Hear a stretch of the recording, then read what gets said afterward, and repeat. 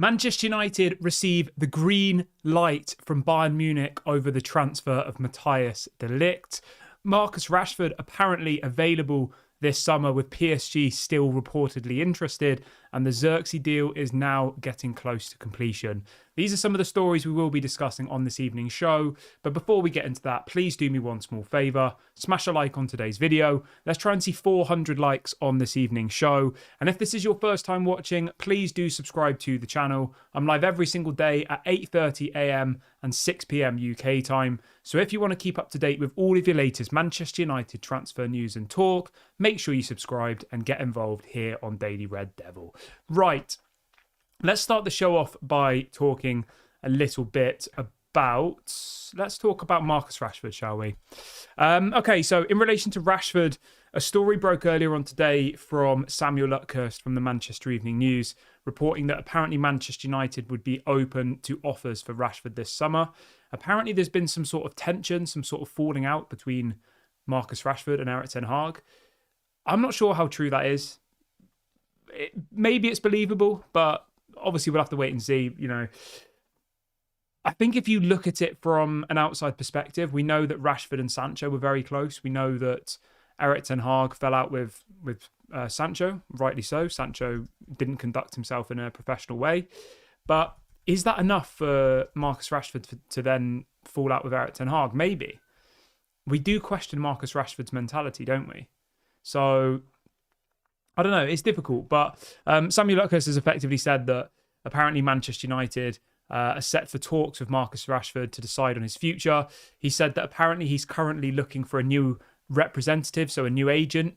I don't know why you'd look for a new agent if you were planning on staying at the club you're currently at. Like, that doesn't really make any sense. He got a new contract last summer. He's got 4 years left of his current deal. There is no reason for him to look for a new agent. The only reason would be as if he's thinking of leaving. And the story says Manchester United have not ruled out the possibility of selling Marcus Rashford this summer amid a possible change of agent representation for the player. Again, as I said, that doesn't really make much sense. Like, the only reason that you would get a new agent is if you were effectively trying to look for a new club to go to, which I think is a little bit strange. It says that United sources insist their preference would be to keep Rashford and to help him regain the form of his 30-goal season in 2022-23. However, the club have not dismissed the possibility of allowing Rashford to leave after his relationship has deteriorated with manager Erik ten Hag last season. So this is all up on the Manchester Evening News website from, as I said, Samuel Lutkehurst. My preference with Rashford is, I think it's best to move him on, to be honest. I think if we could get... The story also says that we want apparently £80 million for him. I mean, if we could get £80 million, I would take him to Paris myself. Like, £80 million is absolutely ridiculous. But, arguably, he's got 4 years left on his contract. And Marcus Rashford, on his day, you know, when he's in top form, is an £80 million player. But the issue we've had is that he just simply hasn't been on form at all last season. And his attitude had been bad. Obviously, he had the issue in Dublin. There was all these different things going on off the field, which I think obviously, affected both the fans' feeling towards him. The mood towards Marcus Rashford is at rock bottom at the moment, you know. But you can let me know in the comment section. Would you like Marcus Rashford to be sold this summer? Do you think Manchester United will actually end up selling him this summer as well? That's a really, really key detail here. Let me know in the comment section what you think will happen with Marcus Rashford. Apparently, PSG are still interested in signing him. Apparently, when Manchester United met PSG last week to discuss the Manuel Ugarte deal, they were also talking about Marcus Rashford. We know that last summer, PSG tried to sign Marcus Rashford. We know that they're desperately looking for a replacement for Kylian Mbappe. They need someone to fill that left wing role. We know that they want a kind of superstar player. And Marcus Rashford does fit that mould. He's a massive brand. He's got loads of followers on Instagram, which it seems like PSG mainly care about, doesn't it? You know, PSG seem to sign players based on how many followers they've got, to try and build their brand, to sell more shirts. They're kind of like how the Glazers have been, aren't they, PSG? But it'll be interesting to see what other people think. Let me know in the comment section. Somebody here says we should sell Marcus Rashford and buy Nico Williams. Nico Williams looks really good. He's doing really well for Spain. So yeah, I'd be open to that. Let's see what else we've got. Joe says Rashford is an exceptional player on one day, but then underperforms on another. I like him, but I think it's time to cash in on him and get a new winger. I agree with you there. I think, when Marcus Rashford is in top form, he is, as I've said before, one of the best left wingers in the world. But I think the times when he's in top form are few and far between now, it seems. So, yeah, I think if we could get £80 million, which is what this story says, then I would take that in a heartbeat, because £80 million plus you're saving 325 grand a week, which is about 20 million a season in wages. 4 years left of his contract, 20 million a season. That's 80 million pounds in wages plus 80 million pounds in transfer fee. So effectively, you're saving 160 million pounds if you were to let Rashford go and you didn't have to pay him for the rest of his contract. So, when you look at it like that, it's a bit of a no-brainer for me personally, but obviously let me know what you guys think in the comment section below. We've got over 200 people watching live now, which is absolutely amazing. Big ups to every single one of you. If you could do me one small favor and smash a like on the video, I've set a likes target of 400 likes for today's show. If everybody who is watching the video right now gives it a like, we will be very close to our target. So please go and do that if you haven't already.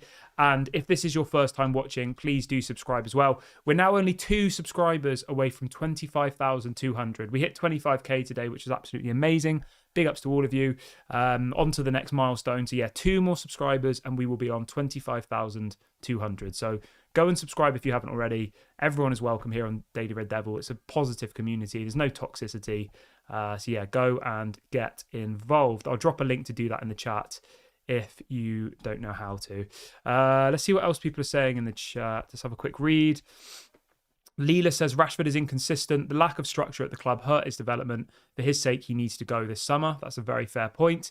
Alex says Rashford is more concerned with the gossip mags. I'm not sure what that means.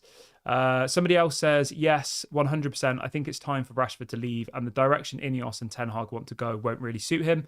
I agree. I think, I'm not going to sit here and say, get Rashford out of my club, get rid of him. Like, I'm not that type of person. This channel is not going to be built on toxicity. This channel is a positive place, and I try and approach everything in a balanced way. Marcus Rashford is one of Manchester United's best players, but his head is clearly not in the right place. And I think for that reason, if we can get the money that apparently we can get, £80 million, and we can save £20 million a year in wages, it's an absolute no-brainer. It's probably better for the player. He goes off, he has a fresh start. Like, it's win-win for everybody. We can then reinvest that money elsewhere. So yeah, I would be happy with that to happen. Let's see what else people are saying. Graham says, I would first check where Rashford's head is first. There's definitely something wrong with him going off last season. Plus, it depends on what we can get for him. That's a fair point. But as this story says, if he's fallen out of Eric Ten Hag, which is what effectively they're saying, then how do you come back from that?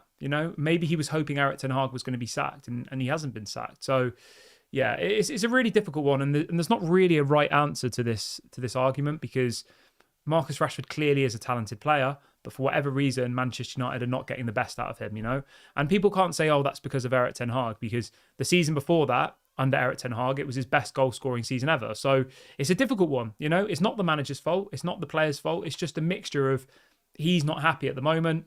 And I think that for that reason, you should look to move him on. But obviously, keep letting me know in the comment section what you guys think about Marcus Rashford. I ran a poll on the community section a couple of days ago, and 80% of people who watched the channel wanted Marcus Rashford to be sold, which is crazy. Really, really big majority. So yeah, we'll wait and see what happens with that one. Moving on from Marcus Rashford then, let's talk a little bit about Harry Maguire. So this is coming out from Alex Crook, who reports for TalkSport, and he is reporting this evening that Manchester United are willing to cash in on Harry Maguire this summer. He apparently has interest from Italy. Okay, that surprised me, but to be fair, Harry Maguire in Italy would probably be unbelievable. It's a little bit slower. They play a little bit more of a deeper line. It's a bit more tactical. Whereas in the Premier League, it's so fast-paced. Maguire just seems to get, ran past too often. So I've said this for a long time, and I'll stick to my values. I think Harry Maguire was an absolutely overpriced. Of course, £80 million. We got absolutely robbed. But he isn't a bad player. I just think his price tag has affected the expectations of him. If you pay £80 million on a player, you expect someone better than Harry Maguire. But Harry Maguire in a defensive system, a back five, is decent. We saw that for England at the last Euros, I think it was.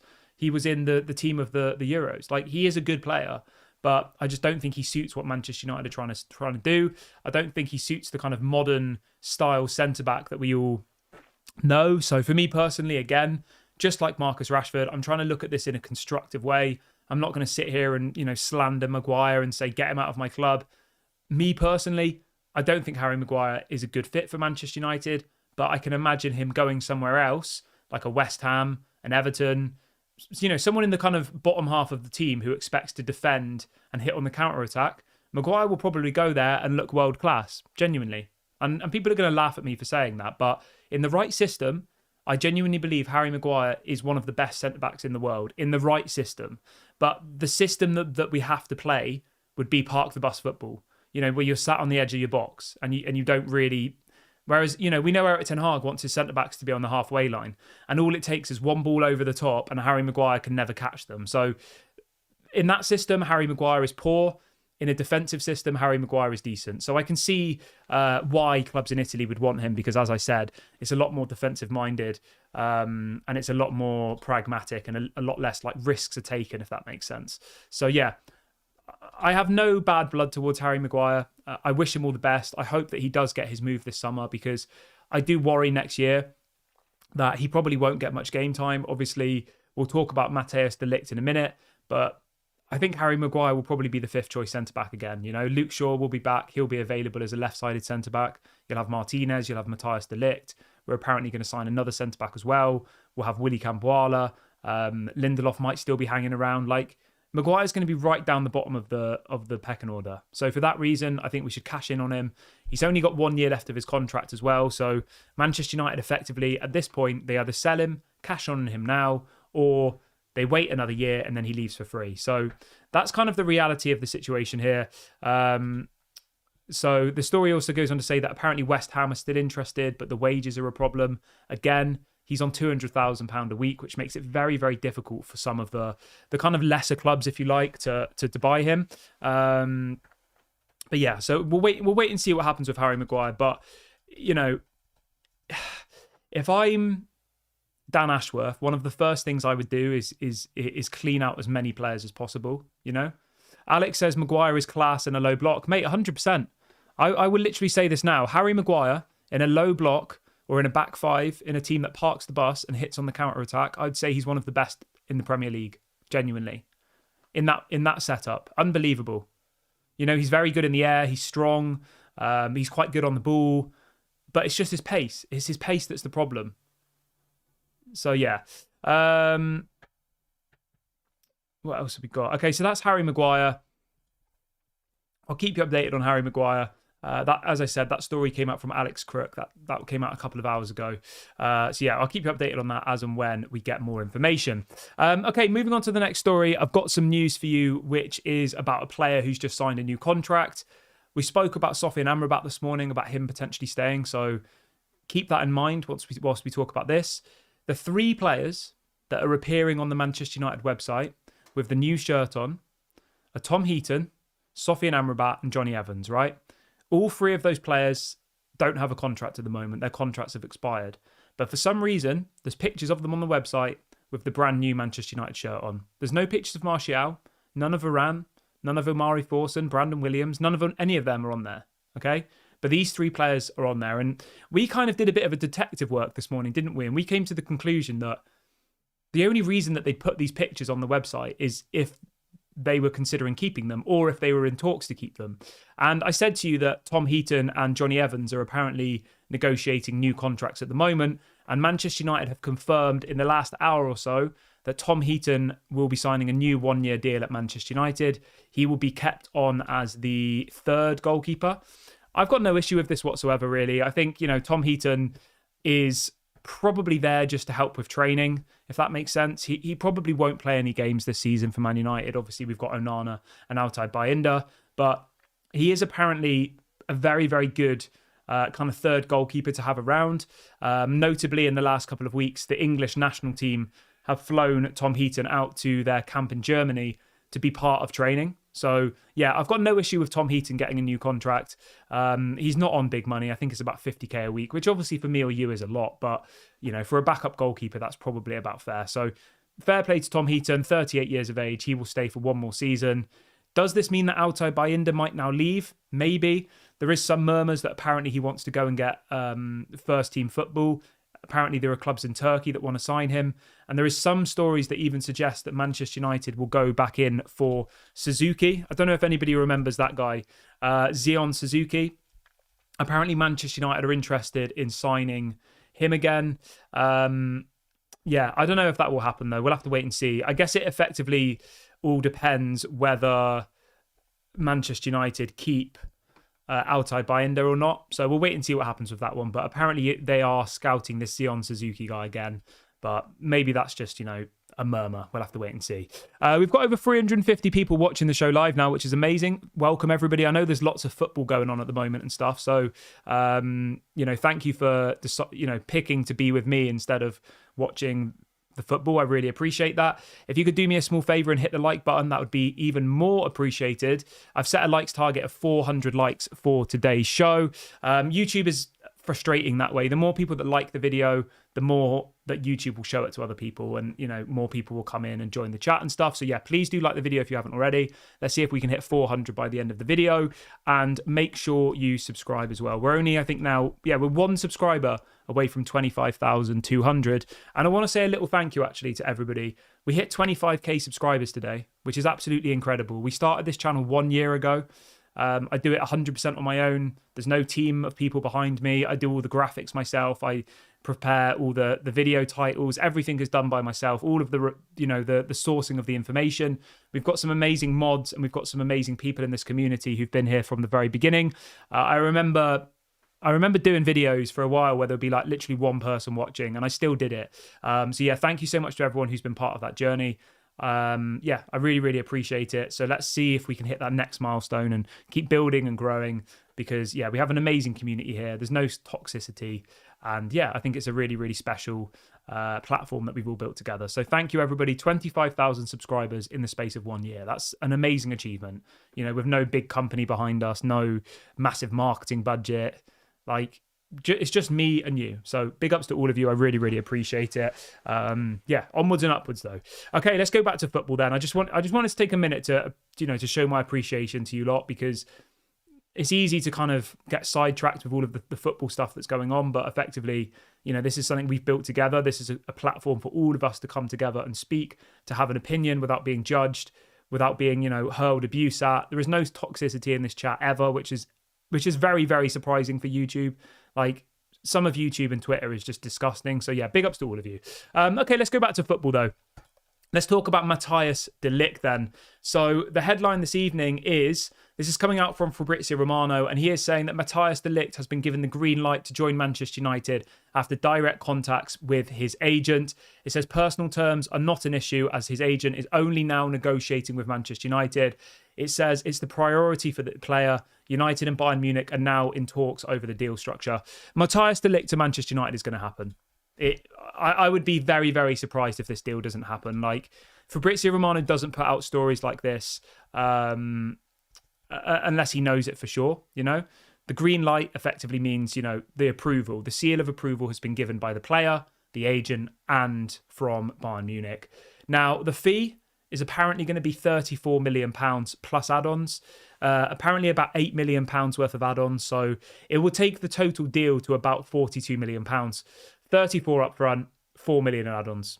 34 up front with 8 million in add-ons. And you know what?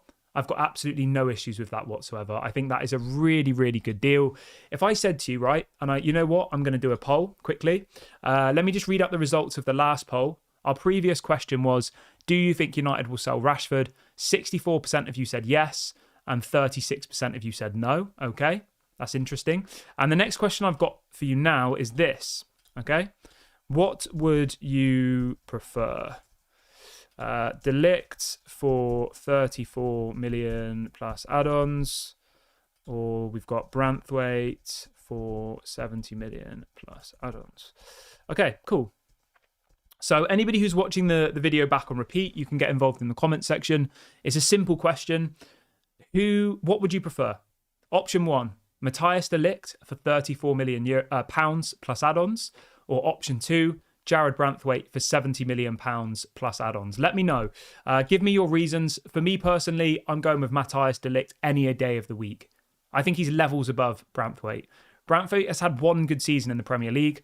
De Ligt's been playing at the top level for 5 years. You know, Ajax, at Juventus, at Bayern Munich. And do you know what's really, really funny, actually? I was speaking to some Bayern Munich fans earlier.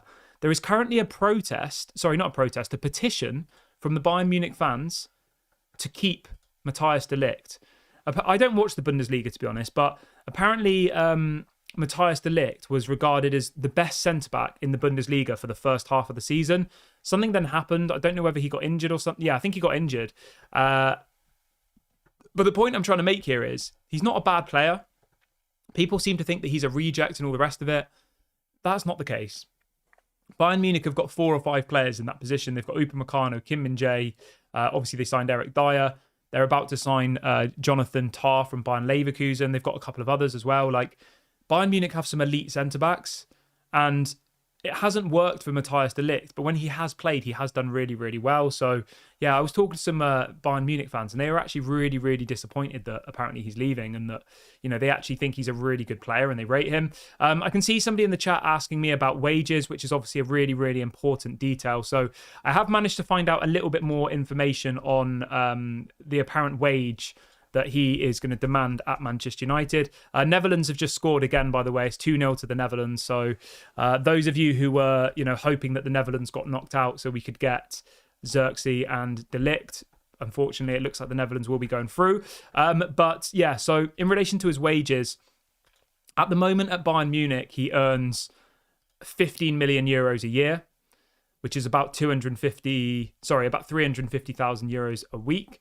Manchester United have apparently agreed with his camp 250,000 euros per week, which, let me get that in pounds for you. It's about 200 grand a week. So he's actually taking a pay cut to come to Manchester United. He's going from about 300 grand to 200 grand. Now, you know, some people will say, oh, 200 grand's a lot of money. Well, Harry Maguire earns 200 grand at Manchester United. Like, that should be enough to seal that deal. You know, that should be it. Apparently the Netherlands goal is offside, so there you go. But yeah, so 200 grand a week for Matthijs de Ligt. Got zero problems with that. I think it's very, very fair. But let me know what you guys think about that in the comment section. I think, you know, when I first heard the story about Matthijs de Ligt and there was this, it's going to cost 350k a week, I thought, let's steer clear of that. But 200k a week, I think, is completely reasonable. I've got zero problems with that. So yeah. Big ups to Fred, who's just gifted 10 memberships to the Daily Red Devil Members Club. What an absolute legend. Thank you so much for all of your support you give the channel. I really, really do appreciate it. Yeah, honestly, there's been points, I think, back in March and April where I started to lose a bit of faith with doing it, because it is a lot to put yourself in front of a camera every single day and, you know, record yourself. It's a lot, you know. It takes a lot of mental toll out on you. But yeah, it was people like Fred and other regulars who really, really kept me motivated to keep going, you know, just to know that there was people that really appreciated the community that we built here. And, you know, I think there was periods where I didn't do a video for maybe 2 or 3 days, and, you know, people were messaging me saying, "Are you all right? What's going on?" So yeah, I really, really do appreciate you all. I feel really motivated again at the moment.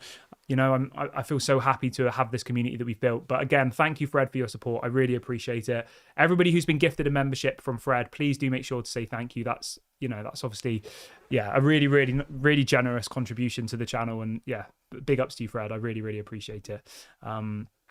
Okay, let's move on. Let me just have a sip of water quickly before we start the next part of the show. Just to summarise that, I imagine we'll probably get a here we go on Matthijs de Ligt in probably the next week, I imagine. Obviously, his involvement with the Netherlands at the Euros probably slows down the deal a little bit, but I would honestly be shocked if this deal doesn't happen now. I would say it's probably 99% going to happen. There's no reason whatsoever for this deal not to happen. You know, he wants to come to the club. Bayern Munich want to sell him. Manchester United want to buy him. the transfer fee is apparently not going to be a problem. So yeah, that's a win-win for everybody. We've got over 400 people on the live stream now, which is absolutely lovely. I have set a likes target of 400. So if everybody watching the video right now hits the like button, we will hit that target, which would be absolutely incredible. So please go and do that. I'm still waiting on this one person to subscribe so we can hit the 25,200 as well. So if you are sat out there and you're not subscribed, please do. Let's just get to 25,200. I hate it when you're like right on the brink of hitting the next number. It literally does my head in. So yeah, just for my own sake, please do go and do that if you haven't already. Yes, let's see what else people have got in the chat today. Ed says, for me personally, the issue with De Ligt is clouded by Varane's departure. If Maguire had left, then he would have been an upgrade. But if Varane was still here, then De Ligt would have been my third choice centre-back. The thing is, right, mate, you make a good point, but the thing you have to remember is, right, Varane wanted 350k a week to stay at United. Apparently he wanted like a 2 or 3 year contract. Would you really want to give Varane another 2 or 3 years at 350k a week? You know? Like, think about it logically. I understand why Manchester United let him go. He's only available for 50% of our games, Raphael Varane. He's on 350k a week, and he wanted a 3 year contract. It's about £20 million a season. So if they'd have given him the new deal, it would have been worth about £60 million. And he probably would have, at best case scenario, only played for half of the games. So like when you actually break it down like that, I can understand why Manchester United let Raphael Varane go. And if you look at it now, Raphael Varane's about to join a team that have just been promoted from Serie B to Serie A. He's effectively joining a team who were probably going to be battling relegation in the Italian league. So it's not like, you know, Arsenal, Liverpool, Man City are all queuing up to give him a contract. None of the other top teams in Europe wanted to sign Varane. That's the fact of the matter. And he was a free agent. I like Varane. He's a quality player. If he stayed fit every single week, I think he would be a definite asset to the team. But at 350k a week when we're playing in the Europa League and we've just finished 8th, and he's only available for 50% of the time, I think we've actually dodged a bullet there. There's no resale value with him. But yeah, let me know what you think. Obviously, let me know if you disagree. That's obviously completely fine. Lumen says, Kieran, if Varane wasn't injury prone, would you have kept him for another year or a few years? I've said this with Varane, right, from the beginning. I would have kept Varane if he was on a lower contract. We're talking like 100, 150 grand a week. I think he would have been worth keeping. Or if he was on a contract where he's kind of paid to play. So, I don't know, every game he plays, he gets X amount of money. Like, that would have made sense. But for somebody with such a bad injury record, for somebody who was let go by Real Madrid because of his injury record 3-4 seasons ago, it doesn't make any sense to give him a big new contract. It just really, really doesn't. It's like me saying to you, we should have given Martial a new contract, you know? Martial is a good player. On his day, he is a good player. But his injury record was terrible and he was on stupid money, so we let him go. And I think Raphael Varane is kind of in the same camp, you know? You know Martial's only 27. Like, let that sink in for a minute. He's only 27. He's still got years and years ahead of him. Raphael Varane's 32. Like, let's see what else people are saying in the chat quickly. Somebody says the De Ligt wage is absolutely fair. He is a well-proven player. Yeah, I agree with you, mate, 100%. Don says, good show, Kieran. And yes, there's no toxicity. Yeah, I agree, mate. Yeah, the thing is, right, I'm just to say, if I see people being toxic, I just ban them from the channel. Like, this isn't my job. This is a passion project. So I'd rather just remove toxic people and lose a viewer for life than keep a toxic person and let that ruin what we've got here, you know? Like, so that's the way I am. So yeah, obviously if somebody says something, you know, an opinion, I'd never ban them. But if people are just being unnecessarily toxic, I'll just ban them. I honestly don't care. Like, I'd rather just remove them. I don't need somebody in this chat if they're going to be negative, you know. I'd rather just not have them in the chat and lose that viewer and you know, lose that potential ad revenue or whatever it might be. Ed says, I'm not saying that Varane should have stayed. I'm saying that De Ligt isn't Varane's replacement. The thing is, mate, right? we're going to sign 2 centre-backs apparently. So it's not just going to be De Ligt. We'll probably go for someone else as well. There was a story earlier on today saying that about Todibo that I wanted to speak to you about. So this is a new story. Let me get it up for you. So this is coming out from a couple of different people this evening, that apparently Manchester United have not given up on signing Jean-Claire Todibo. The story says that there are legalities and arguments going on behind the scenes with UEFA. So I said this to you a couple of days ago on the channel, that Man United are exploring ways of putting putting Nice into a trust for a season, which would effectively mean that Ineos didn't own Nice. It's all really complicated, but there are loopholes that we can get around. And I honestly would not be surprised if we try and sign Jean-Claire Todibo later on in the summer. Like, I really, really wouldn't be surprised. But obviously, we'll wait and see.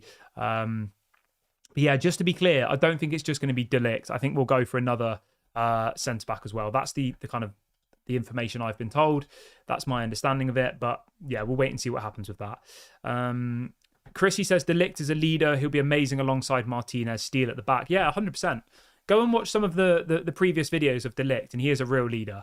Okay, let's move on from De Ligt, though. Let's talk about Jadon Sancho and Mason Greenwood. So we've got an update coming from Graham Bailey, who reports for various different outlets in the UK, journalist. He is reporting this evening that Manchester United want Jadon Sancho and Mason Greenwood's departures to be completed before the squad return for pre-season training on July the 8th. He says the club don't want either player back for pre-season, and neither of the players want to return to Manchester United. So that's crazy, isn't it? So the pre-season training starts on Monday. Obviously, people like Maguire, Rashford, Sancho, Greenwood, Donny, all of the people who didn't go to the Euros, which is actually quite a lot of our team, will be back. Ahmad, who else? I can't think of any others off the top of my head, but Casemiro wasn't at the Copa America. There'll be a lot of first-team players back at Carrington on Monday. So this is what I've said to you before. This week and next week will be really, really big in the transfer window, because a lot of these players are on holiday at the moment. A lot of them will go into Carrington on Monday, this coming Monday, and will then sit down with Eric Ten Hag. They'll sit down with Dan Ashworth, Jason Wilcox, Omar Barada, and they'll work out their futures. So I know people are getting frustrated. They're like, why have we not signed anybody? Why have we not sold anybody? This week and next week are the 2 big weeks. If 2 weeks from now we've signed nobody and we've sold nobody, then fine, let's start asking questions. But I'm confident that within the next 2 weeks, we're going to see an absolute flurry of deals. And obviously, I will be bringing that all to you here on the channel. So make sure you subscribe and make sure you hit the notification bell. If you hit the notification bell, then as soon as I go live, you'll get a notification, which is great. Somebody says, Kieran, I was subscriber number 25,000 yesterday. Big ups to you. Yeah, honestly, I'm absolutely chuffed that we hit 25,000 yesterday. Like, do you know what's funny, right? When I started this channel, I wrote down a few goals of where I wanted the channel to eventually get to. End goals. And my subscriber target was 10,000. That was a year ago. I said, if I get to 10,000, I'll be happy. And that will kind of, I'll have achieved what I wanted to achieve. I think I also said that I wanted 500 people to watch a show. We've had like 5,000 people watching one of our videos live before. Like we surpassed all of my kind of goals, if you like, I think in the first few months, which is crazy. So big ups to all of you. We've only done that because of this community. And obviously, if you are new to this channel, then, make sure you get involved. Make sure you subscribe. Make sure you, get involved. Let's see what else people are saying in the chat quickly. Romano says paying 42 million plus add-ons for De Ligt and 250k a week is too much. I would not go for that deal. I thought Ineos wanted to get rid of high wages. I'm not sure where you've got that from, mate. It's going to be 34 million pounds, which is half of what Jared Branthwaite would cost. And apparently it's going to be 200 grand a week, which is the same as what Maguire earns. I've got no problem with that. I think De Ligt is worth 200 grand a week. I think De Ligt is worth 34 million pound. I've got zero issues with that whatsoever. But obviously that's completely, you're entitled to your opinion. And as I said, I'm not going to shoot you down for having a differing opinion to me. I'm just trying to understand why you don't think De Ligt is worth 34 million and 200,000 a week. Like, that's what I don't understand. But obviously that's fine if you have a differing opinion. That's no issue whatsoever. But yeah, back to Jadon Sancho and Mason Greenwood. I know people have mixed opinions on Sancho and Greenwood. Some want Greenwood to stay, some, all the rest of it. The fact of the matter is Greenwood and Sancho don't want to play for Man United anymore. And the fact of the matter is Manchester United don't want Greenwood and Sancho at the club. So those two players will be moved on. It's just a case of whether it's going to be a proper full sale or whether it will be a loan. It's obviously a difficult deal to do, especially for Jadon Sancho, because he's on such big wages and a lot of people don't want to pay his wages effectively. But yeah, we'll wait and see what happens with that one. As soon as I get, a definitive confirmation on their futures, of course, I will bring that to you. There's some breaking news coming out in the last couple of seconds that apparently PSG have joined the race to sign Matthijs de Ligt. This is coming out from Christian Falk, who reports for Sport Bild. I mean, that's not good. To be honest with you, I still think he'll come to Manchester United. He's already spoke to Erik ten Hag. Obviously, he was at his best under Erik ten Hag at Ajax. He knows that if he comes to Manchester United, he'll start every single week, him and Martinez. Whereas if he goes to PSG, PSG have a better squad than us at the end of the day. So whether or not they can offer him Champions League football or all the rest of it, right? He may as well just stay at what's it called? Bayern Munich. If he's just going to be a bench player at PSG, what's the point? It's completely pointless, realistically, isn't it? So I'm not really too worried about that. PSG have got Skriniar, they've got Marquinhos, they've got Kimpembe, they've got a couple of other good centre backs as well. Yeah, I would not be surprised if this is just another club entering the race to try and bump up his price, to try and get Manchester United to speed up the deal, because PSG signing De Ligt doesn't make sense to me. They have lots of good centre-backs already, whereas Manchester United, Matthijs de Ligt will look at Manchester United and say, I'm going to start every week alongside Martinez, without a shadow of a doubt. He's better than Maguire, he's better than Lindelof, he's better than Johnny Evans. Whereas, can you honestly put your hand on your heart and tell me that Matthijs de Ligt is better than Marquinhos? No, probably not. Is he better than Skriniar? Probably not. Is he better than Kimpembe? Probably not. Do you see what I mean? So, yeah. Obviously, I'll keep you updated on this one. When you've got a player of De Ligt's quality available for such a small amount of money, 34 million, then you can see why other clubs will come in for him. So it's not exactly surprising. Gabriel says, have you got any news about Ugarte? Mate, the Ugarte stuff's gone very quiet. Apparently, he wants to come to Manchester United. Apparently, PSG are asking for 50 million euros, which I think is probably pretty fair in the grand scheme of things. It's about 40 million pounds. There were some people really worried about Ugarte's injury. There was people commenting earlier saying, is he okay? What's happened? But there is some positive news. Manuel Ugarte has come out and done an interview, and he has said the following. Let me just get up the direct quote for you. So Manuel Ugarte says, I was scared at the time, but luckily it's nothing serious. So this was an interview after the Uruguay game yesterday. There was loads of people in the chat earlier saying, he's been really badly injured. I think the deal's going to be off. But I'm literally got a video open on my screen right now of Manuel Ugarte being interviewed. And the exact quote from his mouth is, I was scared at the time, but luckily it's nothing serious. So Ugarte is fine. That deal can still go ahead. We'll wait and see what happens, but I think that one will happen too. Right, I'm going to go and I'm going to wrap the video up here, guys. Thank you so much to everyone who's joined me on the show today. I know there's obviously lots of football on at the moment, so, people are probably off watching that. Have a great evening. If anything goes live between now and tomorrow, obviously I'd always go live, but if not, I'll speak to you all at 8:30 a.m. UK time tomorrow. Thanks again to everybody. Don't forget to like the video on the way out. We are halfway to our likes target. And please subscribe as well so we can hit 25,200. I'll speak to you all tomorrow. Have a great evening. And bye for now.